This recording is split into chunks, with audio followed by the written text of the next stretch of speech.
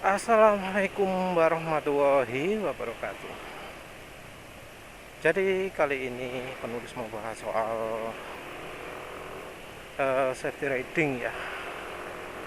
Mau menceritakan bagaimana sih peristiwa eh, penulis sampai ketemu orang Astra Honda motor yang khusus bagian safety riding.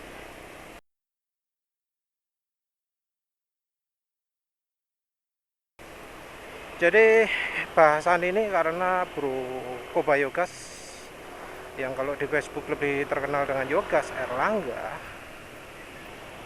itu dia ngomong bahwa eh, penulis ini ya, nanti tak kutipkan lah ya,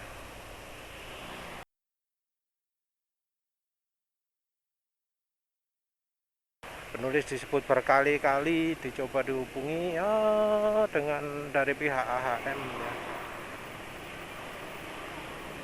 Ya penulis asalnya ya sampai ketemu nomor telepon dari kalangan blogger kali ya, nyesel sharing alamat ke blogger itu ya, sering disalahgunakan. Ya wis akhirnya ketemu alamatnya penulis, nomor teleponnya penulis, dihubungi langsung oleh Pak Nyoman. eh Disebut nggak nggak enak ngomong pakai telepon, disuruh datang, dan penulis pun datang di eh, apa namanya, Honda Safety Riding ya, cabang Permati Motor. Jadi tempat pelatihan pusat untuk Jawa Timur, Permati Motor.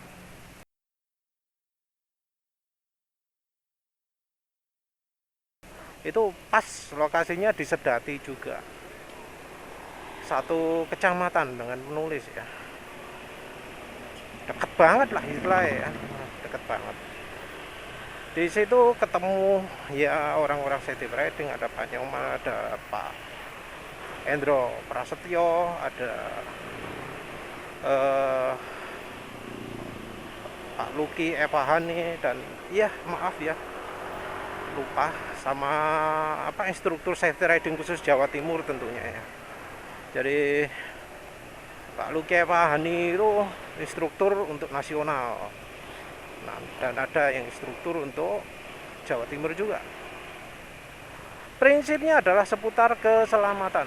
Yang satu meragukan kerja ABS, penulis kan meragukan kerja ABS.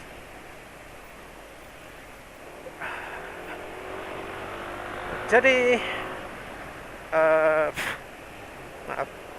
Jadi di situ penulis cukup panjang ya ngomongnya ya, mulai dari jam, ya penulis datangnya jam 1, ngobrol setengah 2, setengah 3, sampai jam 4 loh ya, gak kerasa. Ada banyak topik yang dibahas, ada beberapa hal yang penulis salah,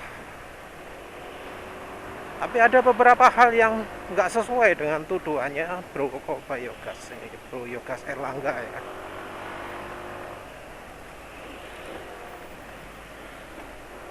Jadi uh,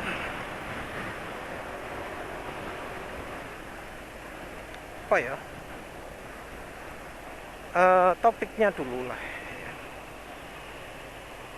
Satu hal yang jadi keluhan penulis itu adalah rem ABS.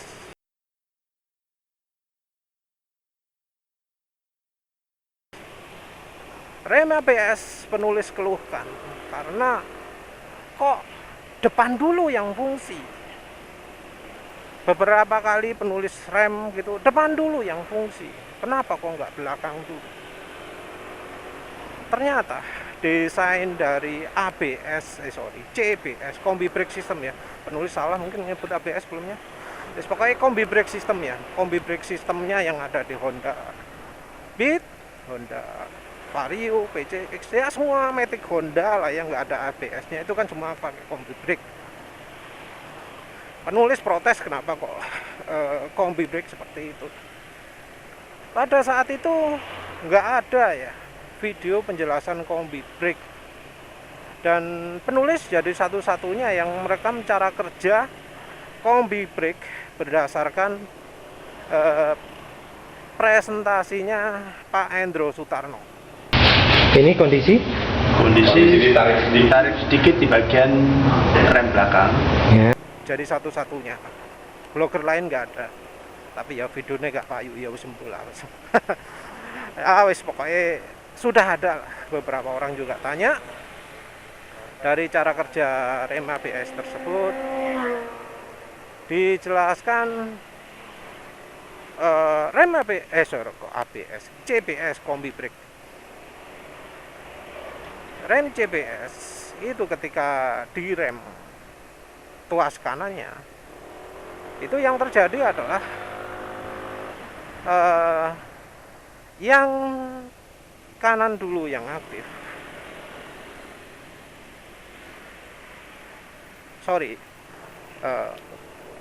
Lagi nggak konsen.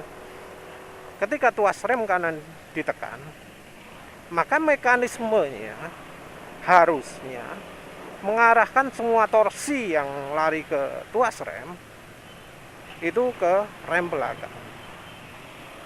Sistem kombi brake yang benar harusnya seperti itu.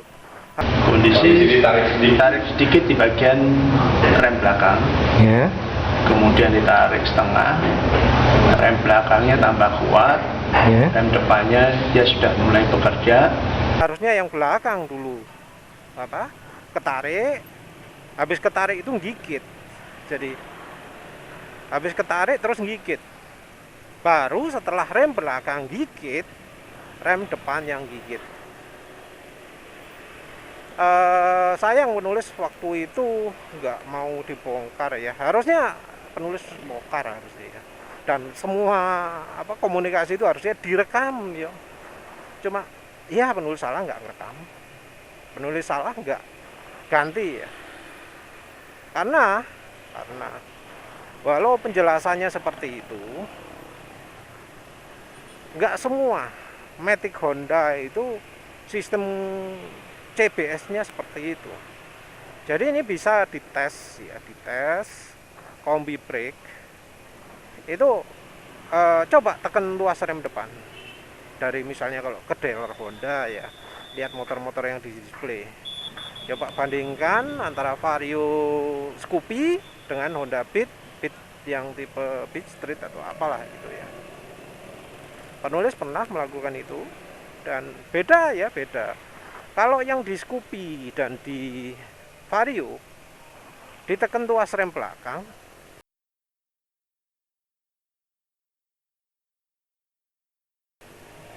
maka yang belakang gigit dulu. Jadi belakang gigit dulu, baru depan mulai gigit. Nah kalau yang Beat, penulis cobanya itu Beat biasa ya, terus ada Beat Street kalau nggak salah. Jadi penulis tekan dua-dua Beat itu, ketika ditekan bukan yang belakang dulu yang kunci, tapi yang depan dulu. Nggak banyak tapi ya, dikit.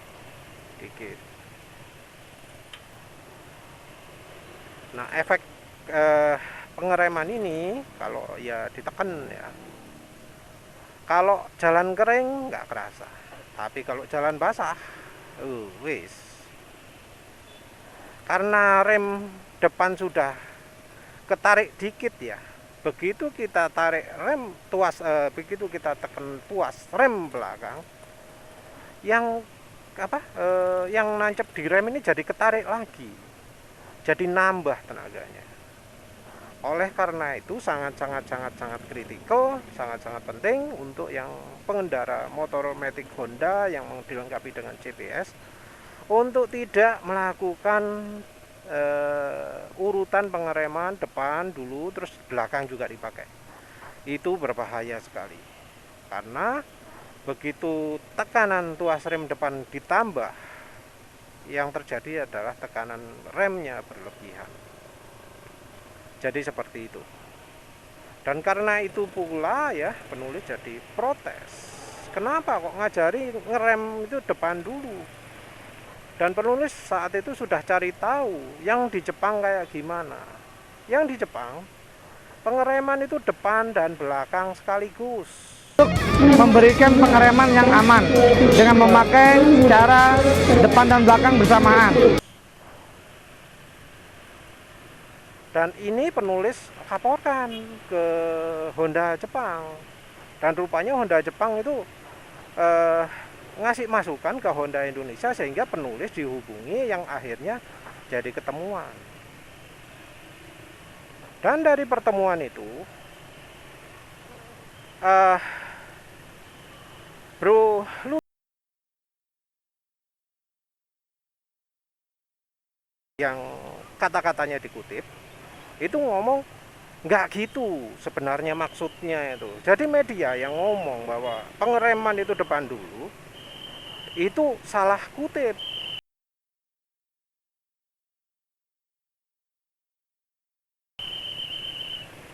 Salah kutip. Jadi Honda safety riding Honda Jepang maupun Honda Indonesia atau Honda manapun itu mengajarkan kalau ngerem barengan di kecepatan berapapun ya. Di kecepatan berapapun. Ini penting karena di Indonesia juga ada lembaga safety riding lain yang cukup sangat terkenal. Ya, terkenal lah ya. Nggak pakai kata cukup. Terkenal lah ya. JDDC, Jakarta Defensive Driving Consultant, dan Rivat Drive Lab. Keduanya ini kalau ngajarkan pengereman mendadak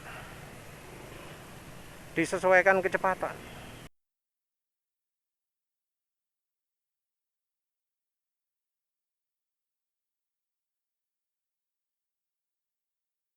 Jadi kalau ngerem di atas kecepatan 80 disuruh pakai depan tok. Di kecepatan di bawah 80 itu depan belakang. Kalau di bawah 30 atau 25 pakai belakang tok. Enggak ada nalarnya mengapa, tapi sumbernya nggak jelas dari mana. Karena penulis coba cari-cari, nggak ada negara lain yang menggunakan metode pengereman seperti itu. Amerika tidak, Inggris tidak, negara mana-mana lah. Penulis coba cari nggak nemu-nemu. Mana negara mana yang pakai metode pengereman seperti itu?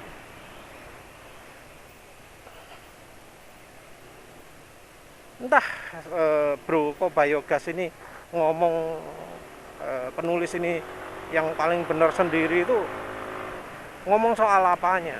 Karena Honda, Astra Honda Motor dan Honda Japan Corporation atau apalah itu ya, yang Honda asli Jepangnya, itu secara resmi pengereman yang optimal itu adalah depan belakang sekaligus. Timing pengeremannya bareng depan dan belakang. Cara pengereman yang tidak bisa penulis toleransi itu, yang penulis anggap bahaya itu adalah ketika ngeremnya depan tok atau depan diikuti belakang.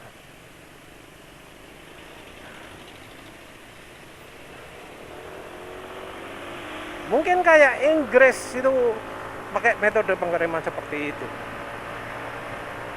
Murni ya, depan tok ya. Tapi di Inggris orang-orang dilatih kecepatan ngerem kecepatan 100, langsung praktek kayak gitu. Sementara di Indonesia enggak. Dan ini fatal karena ya orang Indonesia melakukan pengereman enggak bener. Di Inggris kalau ngerem depan tok ya, kekuatan pengereman itu enggak konstan. Itu poin utamanya. Tenaga pengereman di Inggris itu nggak konstan, tapi makin lama makin kuat. Tenaga disesuaikan sehingga mendekati limit, istilahnya modulating ya.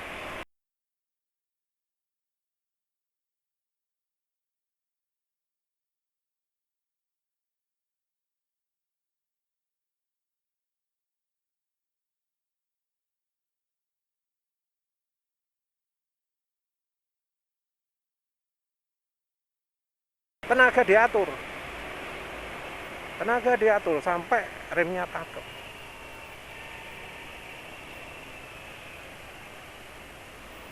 Jadi itu ya tentu karena Honda nggak melakukan pengereman mengocok, penulis nggak protes soal itu. Jadi rem kocokan itu nggak dibahas ya. Entah ya, penulis saat itu pas belum muncul Vario yang belakangnya ala motorsport, mungkin orangnya kaget ya, penulis kok nebak Vario yang belakangnya ala CB ya, mungkin sempat kaget ya. Jadi agak ngomong banyak. Penulis juga sempat mengeluh soal pelumas, tapi ya kalau pelumas ditangkap masukannya, ya diterima masukannya, karena ya kalau sudah pelumas itu sudah bukan wewenangnya Pak Nyoman mungkin ya. Pak Nyoman itu asli dulu kuliahnya di Surabaya, ITS juga. Jadi ya menarik lah. Ada 2 orang ITS juga sekarang.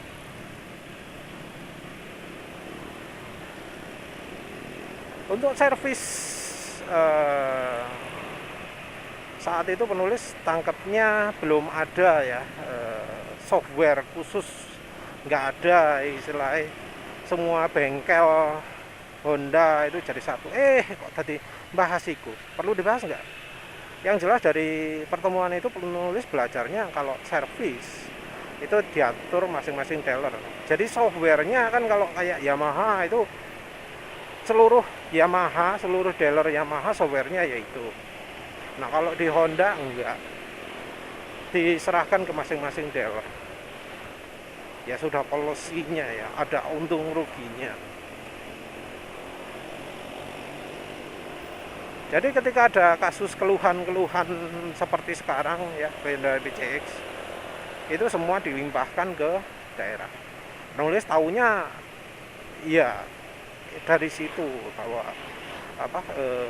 pengendali servis, pengelatihan servis mekanik atau apalah gitu ya, diomongin, dijelaskan.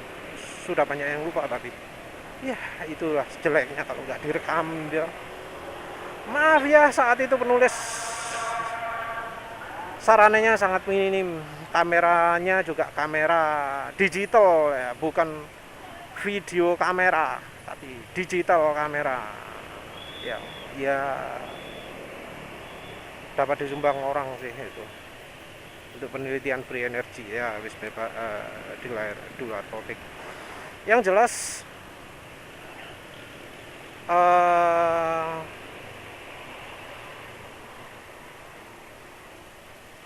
kemudian didemokan juga cara pengereman dari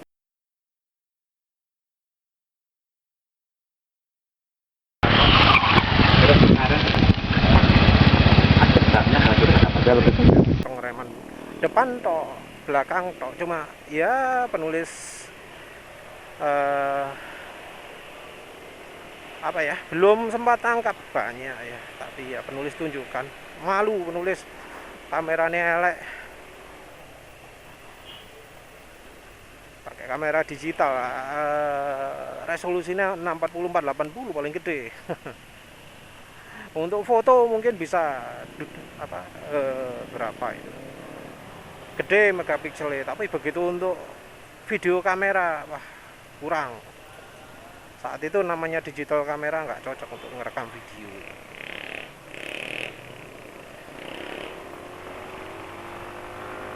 Fotonya udah penulis posting sih. Didemokan sama Mas Opo itu ya, dia yang pernah ke Jepang ya, yang pernah jadi juara juga, hebat orangnya. Dari situ penulis juga tahu bahwa tiap Rebo sama Kamis ada pelatihan, tinggal daftar gratis, kayak itu apa itu perlengkapan berkendara gitu. Siap. Kalau mau rame-rame latihan safety riding katanya silahkan di situ. Walau program safety ridingnya sendiri penulis kurang begitu kurang begitu setuju ya, tapi di situ disediakan. Jadi kalau mau rombongan wis ono itu pusatnya seluruh Jatim. Lewat situ gak? Wis gampang lah ya. Gampang cari MPM Jawa Timur kelihatan dah pasti pusatnya nang di. Yang jelas dari sisi yang kritikalnya ya, yang diomongkan Bro Kopayogasnya itu, pengereman resmi Honda adalah depan belakang barengan, yang lain-lain bonus.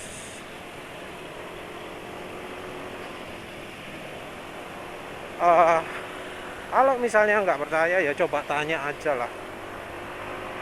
Kalau misalnya siapa kayak instruktur safety ridingnya Honda sekarang mengeluarkan pernyataan bahwa kalau ngerem harus depan dulu, coba direkam pakai video, kasih linknya ke penulis, tak coba bantu laporkan ke Jepang. Apa ada alasannya Honda Indonesia kok jadi beda lagi dengan dulu gitu. Karena kebijaksanaan Jepang kalau ngajari ngerem itu depan belakang barengan. Soal safety riding ini niatnya Honda serius ya, walau penulis ada nggak setuju dengan beberapa inovasi ya, inovasinya Honda seperti misalnya tombol klakson dipindah agak ke atas gitu ya. Tapi kalau untuk safety riding Honda itu termasuk paling serius dari pabrikan-pabrikan yang lain. Ya lihat sendiri lah. Honda nyiapkan arena khusus, lahan untuk safety riding khusus di pusat-pusat Honda ya, di Wahana Arta, di DAM apa ya, ada. Honda itu pinginnya mengajari safety riding karena itu wis mandate dari direktur. Honda jadi pusat untuk mengajarkan keselamatan berkendara gitu.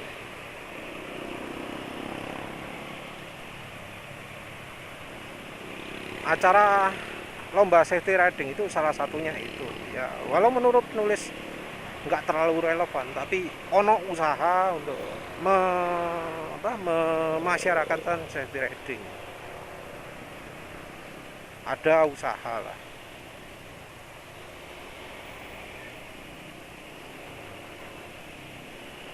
Ya entah, tapi ya yang benar-benar efektif berapa. Contoh ngajari ngerem ya bagus, tapi masalahnya ngeremnya cuma kecepatan 40 km per jam,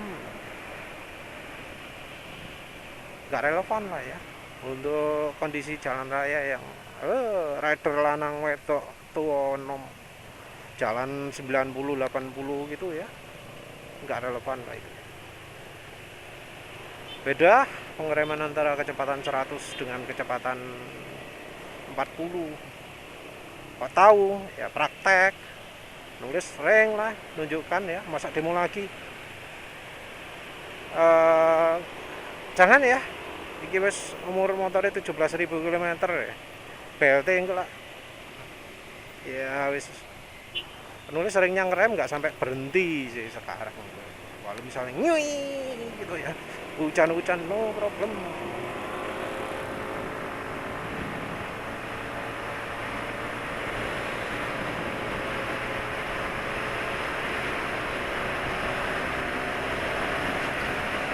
Yang penulis paling nggak setuju itu ya cara pengeremannya itu ya, CDDC itu nggak cuma disuruh pakai rem depan, tapi suruh dikocok. Wah wis itu wis.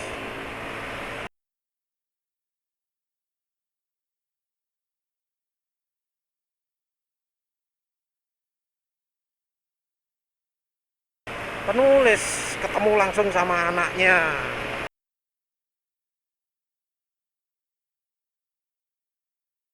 anaknya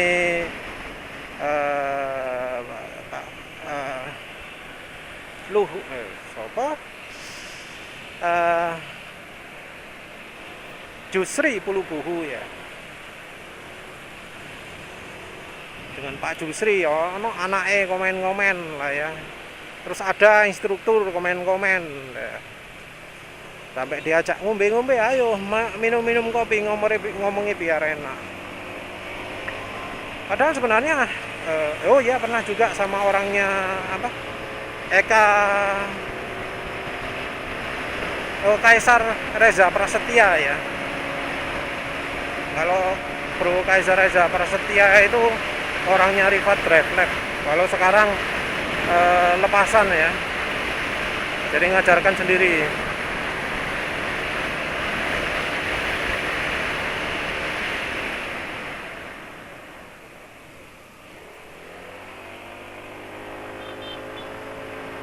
Jadi kalau Kaisar Reza Prasetya itu bolak-balik ngajai, ayo bareng, ayo bikin materi bareng.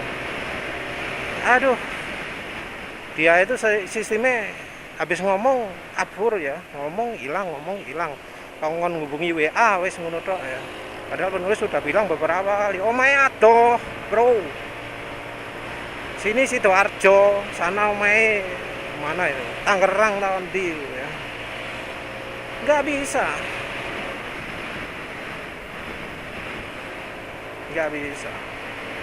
Lagi pula penulis itu sulit kalau kemana-mana.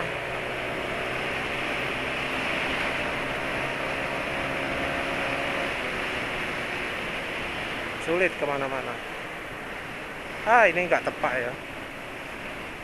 Ngajari safety riding gaspol, nggak tepat belas ya.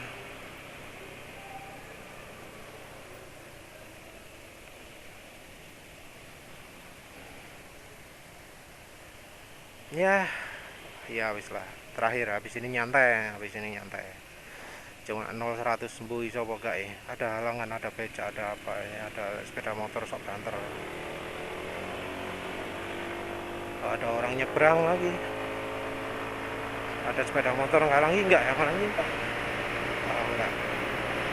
Soalnya kadang orang nyebrang dari kiri itu langsung ke kanan nggak lihat-lihat ya.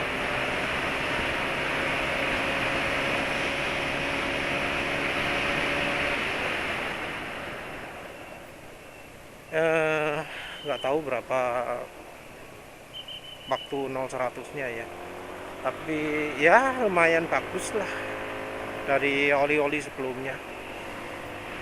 Ini hasilnya oli total ya, bisa waktu segini, tapi tenaga agak diturun sedikit karena bensinnya salah, penulis campuri minyak goreng juga, nanti nggak pakai minyak goreng lah ya.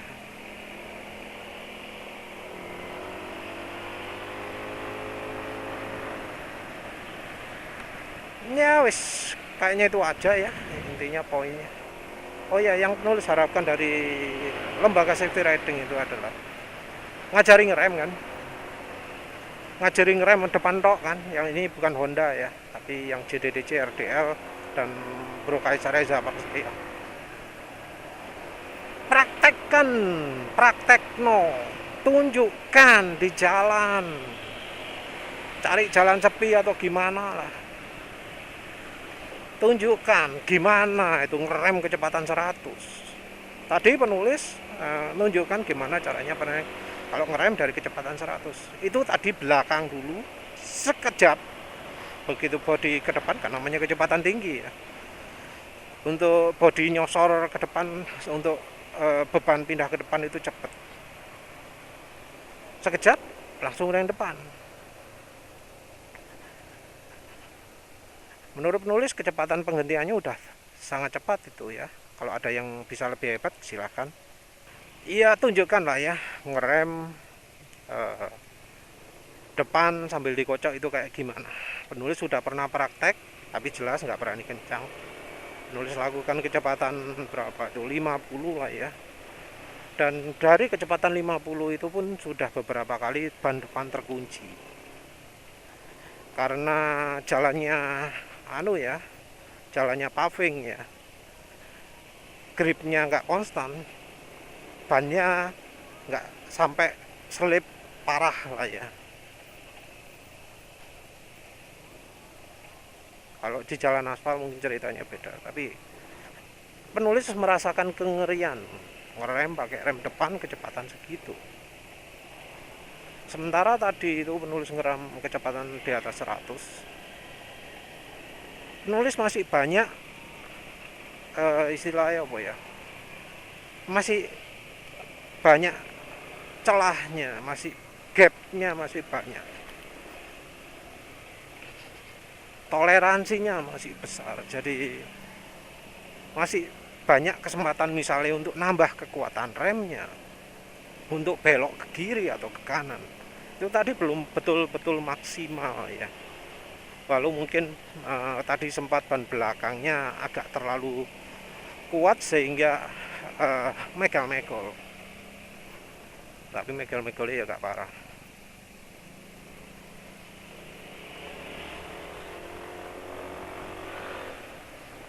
Ya harapannya ada demo seperti itu, tapi ya kayak harapan sia-sia lah ya.